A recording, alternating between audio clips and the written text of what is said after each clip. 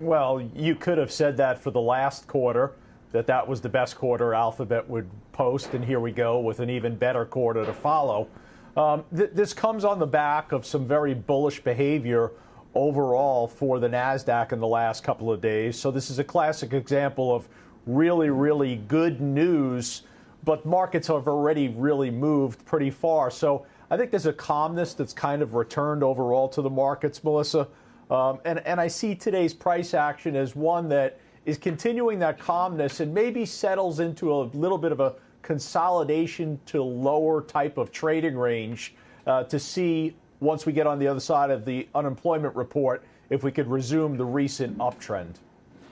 Sarat, what did you make of the quarter for Alphabet? And do you think that we are entering a period of calmness? Because a lot of investors out there would welcome that with open arms.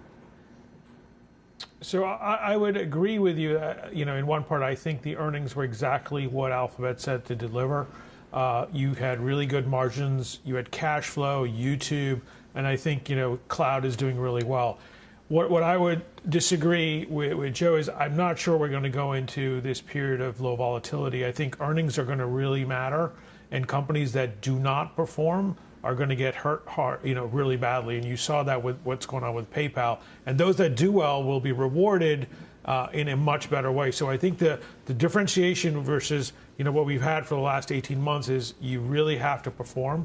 And I think that could cause some volatility, at least in stock prices. Might not be on the index level, but you're going to see that moving in the stock prices. The difference too, Brenda, if you take a look at the past 3 days of gains, is we sort of had a market where a lot has risen all at once. And here we are with the markets differentiating between the stories. We have Alphabet specifically moving sharply higher. We have PayPal specifically moving sharply lower, and the rest sort of just hanging out there until their earnings come up. So is this a good sign? Well, I agree with Sarat that it really is going to matter. Companies that are exceeding expectations or setting reasonable expectations and then at least meeting them or exceeding them, I think are going to be rewarded in this type of market. And the market's also, realized a while ago that, a lot of companies really are up against very tough comparisons, always beneficiaries of the pandemic environment that we've been in.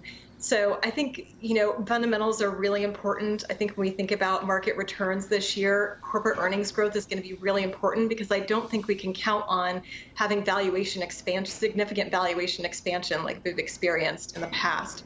So I think sticking with fundamentals is really important with Google in particular. If you look at their business, they talked many times about broad-based consumer strength. I think that's really important because they have exposure to other areas like services and travel, areas that the consumer appears to be already pivoting towards.